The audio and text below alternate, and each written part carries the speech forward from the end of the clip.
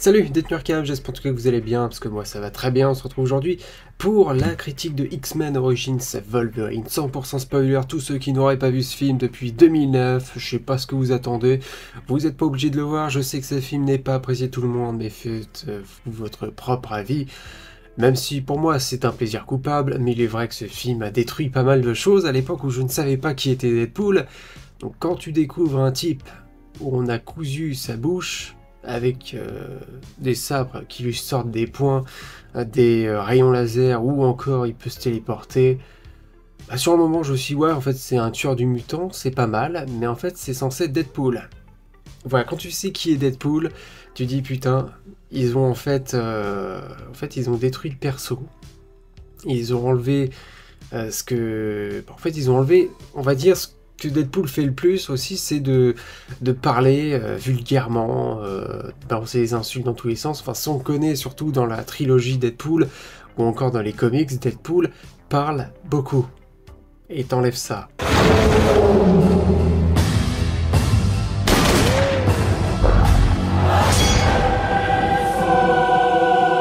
Bref, X-Men Origins Wolverine raconte évidemment les origines de Wolverine, c'est quand même aussi un film qui devait lancer une franchise, celle des X-Men Origins, qui est... on aurait dû avoir X-Men Origins Deadpool et X-Men Origins Wolverine. On l'a eu. X-Men Origins Magneto, je voulais dire, où notamment on aurait exploré, j'imagine, les origines de Magneto, chose que X-Men le commencement a fait, et que X-Men Origins Deadpool devait explorer les origines de Deadpool. Alors, Deadpool, comme on le voit dans ce film, je sais pas ce que ça aurait exploré, on aurait peut-être vu un peu plus le passé de Wade, mais pas de la manière dont évidemment le film Deadpool l'a traité, et que peut-être que ça allait se passer aussi après X-Men Origins Wolverine. Voilà, on aurait une partie avant et peut-être une partie après, où on voit évidemment Deadpool qui revit avec sa tête décapitée, mais maintenant sa bouche a été, c'est ouverte, c'est décousu, et que là maintenant il peut enfin parler. Il nous dit juste chute à la caméra dans la scène post-crédit. Voilà, ça donne vachement envie, hein, cette scène post-crédit, cette fin. Mais X-Men Origins Wolverine, c'est surtout Wolverine. Hugh Jackman, toujours excellent, toujours à la perfection. Un jean, un Marcel blanc. Je crois que je préfère limite ça, c'est très classique, c'est très simple, mais je préfère limite ça que le costume jaune. En tout cas pour le Wolverine de Hugh Jackman, vraiment j'adore ce Marcel blanc, vraiment. Voilà cette manière dont il est, ses expressions de visage, un trait expressif, ce côté vraiment bestial, animal qu'il a dans ce film. Wolverine toujours aussi bien réussi. Même si bon, les effets spéciaux ont du mal à suivre, je trouve que le moment où on voit ses griffes dans la salle de bain, on a l'impression que c'est une vraie incrustation. Enfin, une incrustation. La CGI, de toute façon, laisse à désirer. On va en reparler un peu de ces moments-là, où il y a quelques fonds verts visibles. Mais bon, c'est pas ça qui va me... Voilà, c'est pas forcément les effets spéciaux qui me disent que ce film est mauvais, c'est que voilà, il a fait plein de choses vraiment pas bonnes, la sous-exploitation de certains personnages et surtout le traitement d'autres. Voilà, c'est pas la perfection ce film, mais qu'est-ce qu'on passe à un bon moment. C'est un film où il y a énormément d'action, et ça va présenter aussi beaucoup de personnages. Voilà. Et l'origine de Wolverine, on suit James. À l'époque, il s'appelait James, qu'on appelle Jimmy, surtout son frère qui appelle Jimmy, avant de s'appeler Logan. Il est justement avec son frère, Danzab. Danzab, on l'a vu dans le premier film X-Men, qui était incarné par un autre acteur, cette fois-ci c'est Liv Schreider. Liv Schreider. Perfection. Charismatique, prestance, je trouve que c'est un très très bon choix de casting. Attention spoiler, dans Deadpool et Wolverine, malheureusement, ce n'est pas les Liv Schreider qu'ils ont repris en dents de sabre, ils ont repris l'acteur du premier X-Men. Personnellement, j'aurais tellement préféré Liv Schreider, même avec un changement de look. D'accord, tu changes le design. Tu mets un côté plus comics accurate si t'as envie, mais avec Liv Schreider. Voilà. Quand tu vois en fait ces canines qui ressortent de sa bouche, ouais, il y a le côté aussi bestial chez lui, la manière dont il a se déplacer, même si la CGI a du mal à suivre. Il y a ce moment où d'ailleurs il poursuit Cyclope, parce que oui, on voit Scott à un moment donné dans son lycée avec ses lunettes rouges. Personnage très sous-exploité de la saga X-Men malheureusement. Mais bon, qu'on voit parce que Danzab en fait travaille pour William Stryker, et veut capturer des mutants pour les expériences de Striker. D'ailleurs, en parlant d'expérience, on va aussi revoir l'expérience que William Striker a fait sur Wolverine, parce qu'on nous teasait déjà ça, enfin on nous en parlait à l'aide de flashbacks dans X-Men 2, étant donné que William Striker est présent dans le deuxième film. On nous parlait déjà de cette expérience, donc on voyait déjà cette espèce de, comment je dirais, de cercueil avec de l'eau, où ils vont injecter donc l'adamantium dans le corps de Wolverine, pour que justement, Wolverine qui est déjà un mutant à l'heure actuelle, hein, d'ailleurs il vieillit pas, il vieillit lentement comme son frère dans Sap, c'est pour ça qu'on les voit traverser plusieurs époques, ça c'est pas mal. Et en fait l'adamantium va s'attacher sur son squelette, il va avoir le squelette entièrement fait d'adamantium après, et c'est pour ça qu'au début on voit que Wolverine a des griffes en os, et que cette fois-ci ses griffes sont en adamantium. Voilà. Ce que j'aime dans le film aussi, c'est un film qui est dédié à Wolverine, mais en même temps, on voit une évolution de personnage, on voit qu'il y a des enjeux pour le perso. Il va perdre sa femme. Sa femme n'est pas morte, hein. Kayla, je crois qu'elle s'appelle. Kayla, d'ailleurs, son nom de super-héroïne, de mutante, je veux dire. Évidemment, j'ai fermé la page, parce que je l'avais mis tout à l'heure pour me retrouver, étant donné que j'avais évidemment oublié certains noms. Je sais qu'elle s'appelle Kayla. Silver, je crois qu'il y avait un nom avec Silver, si j'ai pas de conneries. Silver Fox, voilà, donc j'étais pas si loin du nom. Silver Fox, qui est donc, son pouvoir, c'est, en fait, elle peut persuader les gens. Voilà. Elle a un pouvoir de persuasion où elle peut dire à quelqu'un va faire ça et le personnage va faire ça. Par exemple, elle va dire à William Striker à la fin, marche jusqu'à t'en faire saigner les pieds, et le mec va marcher jusqu'à se faire saigner les pieds, donc voilà.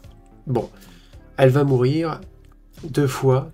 Une première fois, c'est Danzab qui va la tuer, mais c'était une mise en scène pour justement faire souffrir Logan. Et une deuxième fois à la toute fin, où même Logan va plus la reconnaître, parce que William Striker lui aura tiré une balle en adamantium dans sa tête, ce qui lui a fait complètement oublier et perdre la mémoire. C'est pour ça que toutes les questions que tu peux te demander, comment ça se fait que Wolverine ne sait plus que Danzab est son frère, et comment ça se fait... Je crois qu'il y a une autre histoire, pourquoi Danzab ne sait plus que Wolverine est son frère. Il y a plein de vidéos explicatives sur justement les incohérences, des explications, ou même la chronologie de la saga X-Men sur YouTube. C'est très intéressant de les regarder, j'en ai vu une qui était pas mal du tout, où le mec en fait t'expliquait toutes les incohérences de la saga, mais te donnait une explication de pourquoi c'est pas une incohérence. Et c'était plutôt intéressant, là où le MCU te tient, on va dire, plus ou moins par la main, vraiment. La saga X-Men, pour la comprendre, c'est toute autre histoire. Moi, j'ai tendance à me paumer par moments, donc voilà. Mais il y a plein de vidéos explicatives, et vraiment, c'est plutôt pas mal. Donc ensuite, ce que je disais, c'est que le personnage, voilà, il a des enjeux, sa femme va mourir, on voit à quel point il est énervé, il y a un moment donné, il va être recueilli, on va dire, par une petite famille, un petit couple de vieux là dans une ferme très sympathique. J'avais un petit parallèle avec Martha et Jonathan Kent, parce qu'il y avait, je trouvais, il y avait ce petit parallèle. Déjà que Logan, à un moment donné, il va avoir son émancipation. Voilà, il ne veut plus être Wolverine, il ne veut plus agir et travailler pour Stryker. On va revenir sur cette petite partie-là après.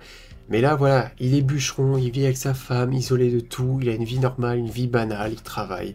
Et puis voilà, jusqu'au jour, évidemment, que son passé va le rattraper. Et ce que je disais, ce petit couple de vieux qui va mourir, relativement triste. C'est con, mais on les a vus 5 secondes, et je trouve ça triste. C'est un petit couple de vieux qui a rien demandé à personne, qui ont aidé Logan, à le nourrir, tout ça. Donc c'était... pour Logan, c'était encore des personnages qui meurent autour de lui, à cause de lui, à cause de son passé, tout ça. Donc le personnage se remet un peu en question, ils se disent que... on a l'impression que c'est un peu de sa faute, que là où il va, le mal arrive aussi. Voilà, il y a tout un traitement autour de ça, donc j'aime plutôt bien.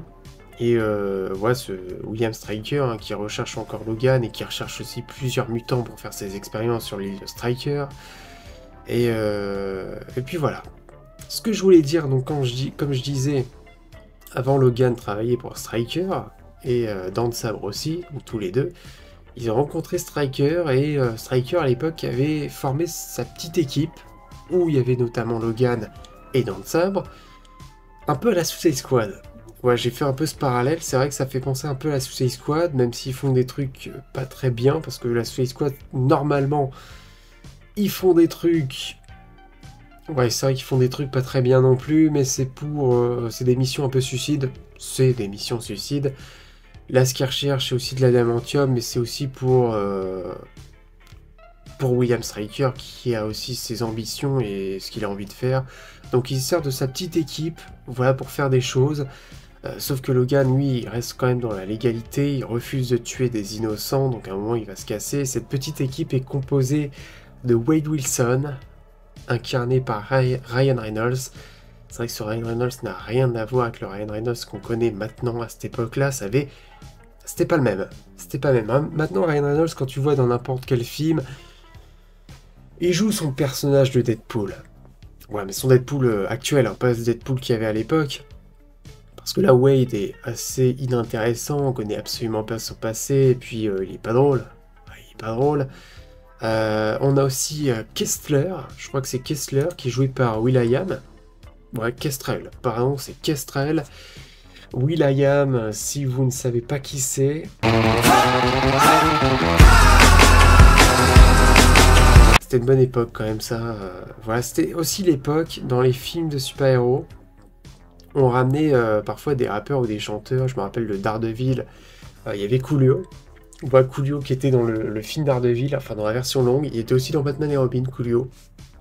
Comme quoi il aime bien être dans les films de super-héros. Pas les meilleurs. Enfin Daredevil oui, Batman et Robin c'est une autre histoire. Mais voilà, c'était une époque années 2000. Et voir will.i.am, voilà, qui joue un personnage qui va se faire tuer par Dents de Sabre. C'était sympa. On a aussi Bolt, qui fait partie de l'équipe. Alors Bolt, à un moment donné, j'aime bien cette scène. Il est dans une fête foraine. En fait, grâce à son pouvoir, c'est un peu son gagne-pain. Ouais, il fait une espèce d'animation, d'attraction, en espèce de piège à touristes, ou essayer d'éteindre l'ampoule. Si vous y arrivez, vous remportez quelque chose ou quelque chose comme ça. Sauf que l'ampoule ne s'éteint pas, c'est lui qui contrôle son pouvoir. Et puis à un moment, t'as Dents de Sabre qui débarque dans sa caravane.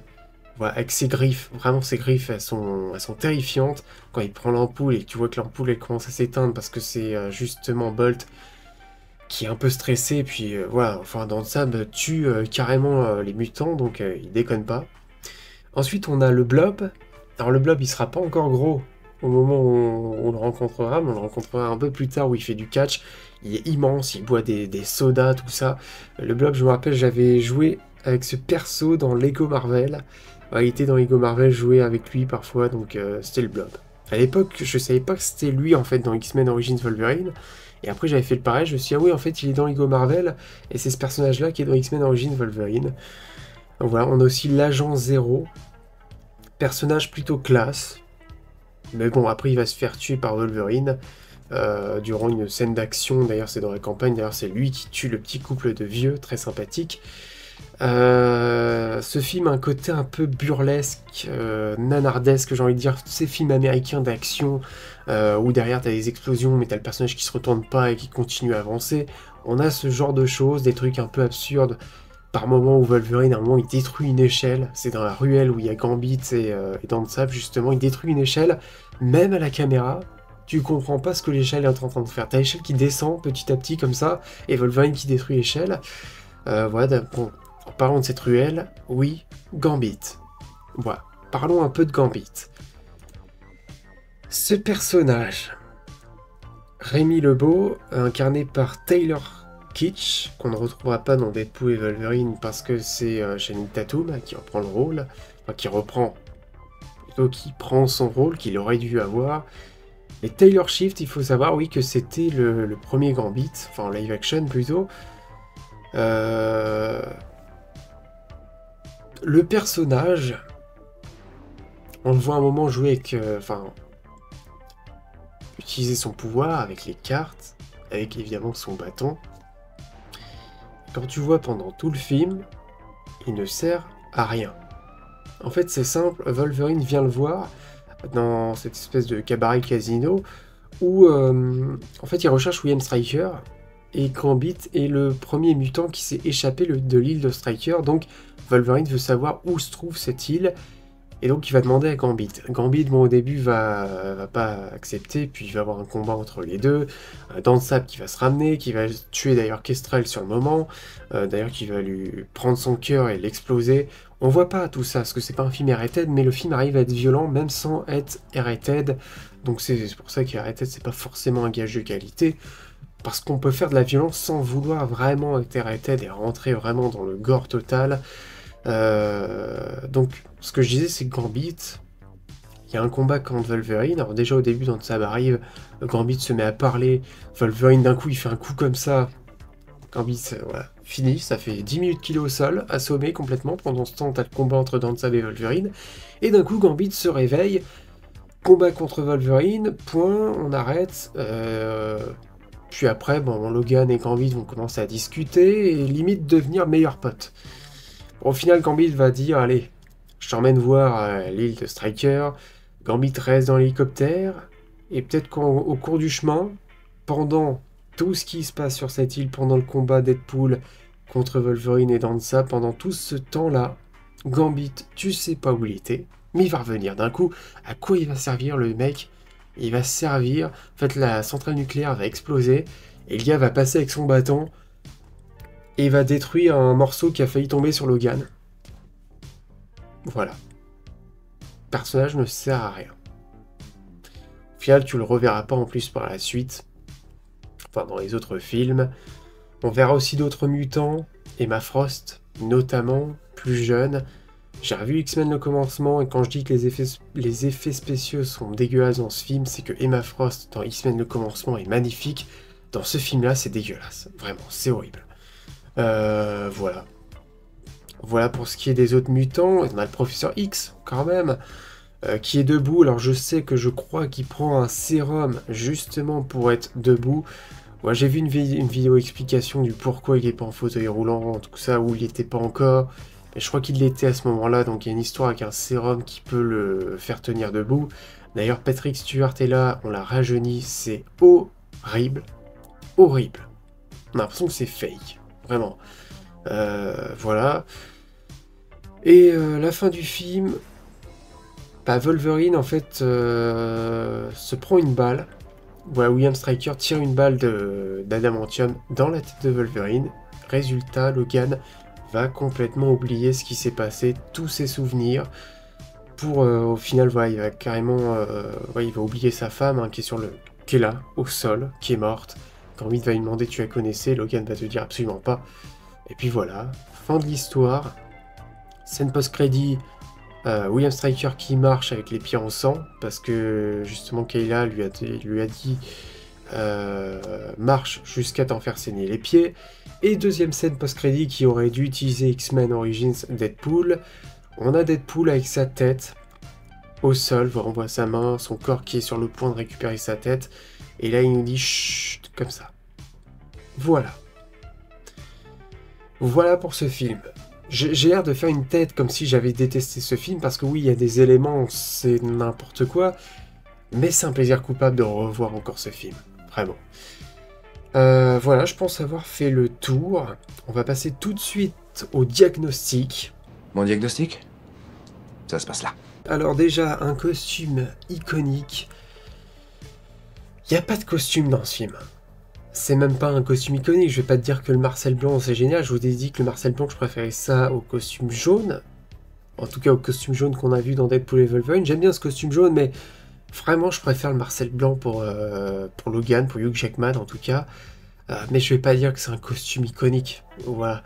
Et après Gambit, il n'y a pas de costume, Danzab, il n'y a pas de costume, Deadpool, il n'y a pas de costume, il n'y a aucun costume dans ce film, donc j'ai envie de dire, il peut pas cocher cette case parce qu'il n'y a aucun costume, donc c'est compliqué de te dire qu'il y a un costume iconique dans ce film, il y a aucun costume. Une scène iconique,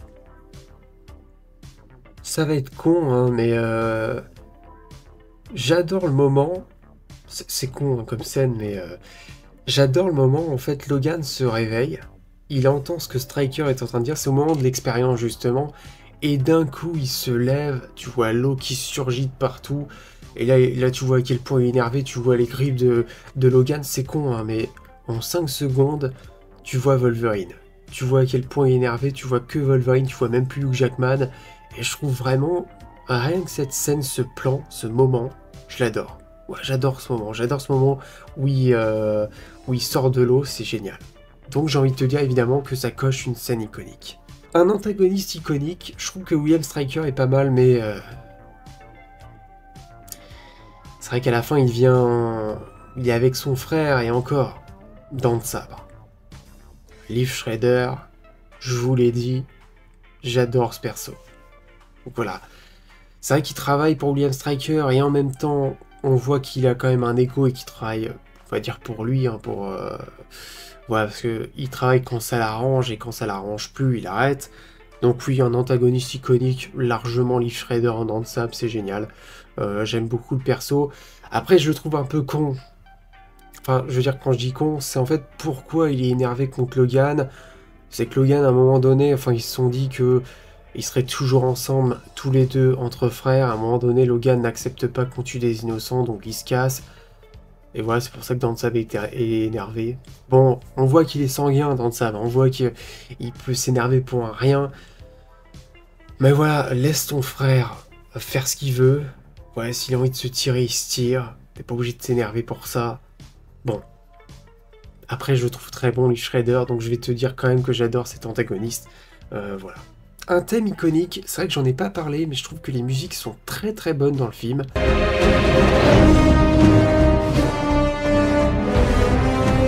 En tout cas, la musique de base pour Wolverine. Donc oui, un thème iconique, le thème de Wolverine. Ouais, je trouve que le thème est marquant. Il y a un thème propre à lui, en fait, et tu le reconnais. Même après le film, je chantonne de temps en temps. Donc pour moi, c'est un thème qui marche sur moi. Et en matière de référence, la référence, elle est toute con, hein, mais les X-Men. Voilà, Patrick Stewart qui arrive à la fin. Cyclope, Emma Frost. On voit des X-Men. On voit que c'est le commencement aussi un peu... Enfin, on voit comment il a récupéré Cyclope, tout ça. C'est une référence, je vais pas dire la référence à Deadpool, enfin à Deadpool, ou la référence à Gambit, c'est des personnages qui sont là, mais c'est plutôt la fin où t'as Patrick Stewart qui débarque en guise de caméo, c'est plutôt une référence à X-Men. Il y avait aussi la référence au fils de William Stryker, à un moment donné qu'on voit. Non, j'ai envie de dire vraiment la référence aux X-Men. C'est tout con, mais c'est une référence que j'aime bien. Donc voilà, le film a coché quand même 4 cases sur 5. Donc il remplit quand même pas mal le diagnostic. J'espère en tout cas que cette vidéo vous a plu, n'hésitez pas à me dire dans les commentaires ce que vous avez pensé de X-Men Origins Wolverine, est-ce que vous détestez ce film, ou est-ce que vous l'aimez, ou est-ce que c'est moyen. Écoutez, l'espace communauté, plutôt l'espace commentaire est là pour ça. Et puis likez cette vidéo si vous l'avez aimé, abonnez-vous, pourquoi pas, et puis moi je vous souhaite la bienvenue à L'Asile de l'Arkham, et salut.